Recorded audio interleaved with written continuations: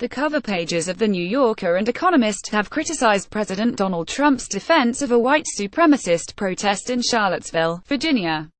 The Economist at their Economist Hour cover this week pic.twitter.com /3HLXVSC August 17, 2017. In an editorial, The Economist said Trump is politically inept, morally barren and temperamentally unfit for office. While it said Trump was not himself a white supremacist, the piece accused him of bungling the simplest of political tests, finding a way to condemn Nazis, which had earned him the endorsement of David Duke, a former imperial wizard of the Ku Klux Klan. Mr. Trump's seemingly heartfelt defense of those marching to defend Confederate statues spoke to the degree to which white grievance and angry, sour nostalgia is part of his worldview. A similar New Yorker cover, titled Blow Hard, presented Trump in a boat blowing wind into a sail shaped like a Ku Klux Klan hood. The New Yorker at New Yorker an early look at next week's cover, Blow Hard, by David Plunkett https://t.covid/pic.twitter.com /svobacure August 17, 2017. President Trump's weak pushback to hate groups, as if he was trying not to alienate them as voters, compelled me to take up my pen, said David Plunkett, the artist behind the issue.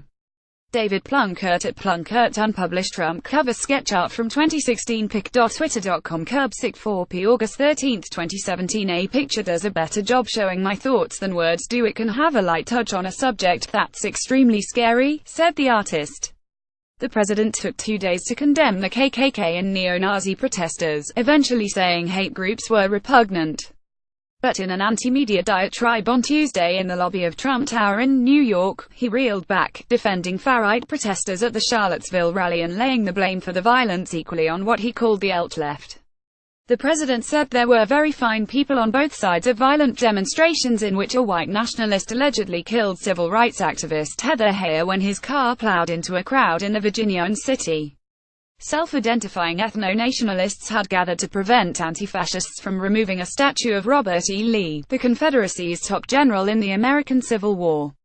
You had many people in that group other than neo-Nazis and white nationalists, and the press has treated them absolutely unfairly, Trump said.